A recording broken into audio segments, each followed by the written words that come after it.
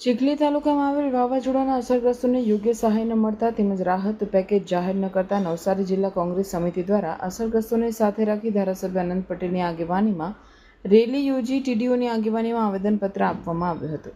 ચીખલી તાલુકા 23થી વધુ ગામોમાં ગત 27/9/2025ના રોજ ભયંકર વાવાઝોડું આવ્યું હતું, જેમાં અનેક નાના મોટા ઘરોના પતરા ઉડી જવા પામ્યા હતા. સાથે જ ઘણા મકાનો પણ જમીનદોસ્ત થયા હતા. સાથે જ ખેડૂતોને ખેતીમાં પણ મોટા પ્રમાણમાં નુકસાન થયું હતું, જેને લઈ નવસારી જિલ્લા કોંગ્રેસ સમિતિ દ્વારા ધારાસભ્યની આગેવાનીમાં ચીખલી બાંગ્લાદેશ મંદિરથી એક રેલી યોજી તાલુકા પંચાયત કચેરી ખાતે પહોંચી ટીડીઓને આવેદનપત્ર આપ્યું હતું. ત્યારે આવેદનપત્રમાં જણાવ્યા અનુસાર સર્વે કરતા 3500થી વધુ પરિવારો આ ભયંકર વાવાઝોડામાં અસરગ્રસ્ત થયા છે. ત્યારે સરકાર દ્વારા 9 પતરાથી ઓછા પતરા જેના ઉડ્યા હોય તેમને અને સરકારી આવાસને જે નુકસાન થયું હોય તેમને વળતર આપવામાં આવનાર નથી, તે યોગ્ય નથી. સાથે જ વાંસદાના સિંધઈ ગામે 97 પરિવારોને 30 લાખ રૂપિયા જેટલી રકમ ચૂકવવામાં આવે છે અને ચીખલી તાલુકામાં 900 પરિવારોને અંદાજિત 62 લાખ રૂપિયા જેટલી રકમ ચૂકવવામાં આવે છે. એ કેટલું યોગ્ય અને આ ભેદભાવ કેમ? અને સરકાર દ્વારા હજુ સુધી કોઈ રાહત પેકેજ જાહેર કરવામાં આવ્યું નથી, તો એ પણ વહેલી તકે જાહેર કરવામાં આવે તેવી માંગણી સાથે તમામ અસરગ્રસ્ત પરિવારોને 5 લાખ રૂપિયાની સહાય આપવામાં આવે અને ખેડૂતોના ખેતરમાં પણ વહેલી તકે સર્વે પૂરો કરી સહાય ચૂકવવામાં આવે તેવી માંગણી કરી છે. નમસ્કાર, હું છું પ્રિયંકા પટેલ, બારોલિયા મંદિર ફળિયા સરપંચ શ્રી.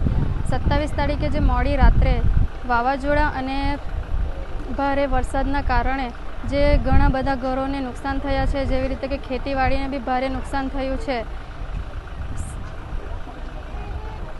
અનેકવાર અમે તાલુકા પંચાયતને રજૂઆત કરી છે, પણ તો પણ અમને પૂરતા પ્રમાણમાં સહાય મળી નથી. એટલા માટે અમે સરકારશ્રીને વિનંતી કરીએ છીએ કે પીડિતોને પૂરેપૂરતી સહાય મળે તેવી વિનંતી કરું છું.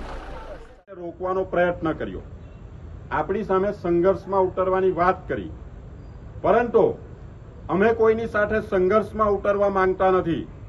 અમે ગાંધીની વિચારધારાને વળેલા માણસો છીએ અને અમે લોકોને સાથે લઈને જે પીડિત લોકો છે એ લોકોને ન્યાય અપાવવા માટે અહીંયા આવ્યા છે, નહીં કે કોઈના સાથે સંઘર્ષમાં ઉતરવા માંગીએ છીએ. પરંતુ જો ન્યાય અપાવવા માટે કોઈ સાથે સંઘર્ષ કરવો પડે તો એના માટે અમે તૈયાર છીએ. કોંગ્રેસ પાર્ટીએ આઝાદીની લડાઈમાં જે યુદ્ધ લડ્યું છે એનાથી સૌ વાકેફ છે. અંગ્રેજોથી ત્યારે તેમને 100થી વધુ દેશોમાં સત્તા હતી, તેમનાથી પીછેહટ કોંગ્રેસ પાર્ટીએ કરી નથી.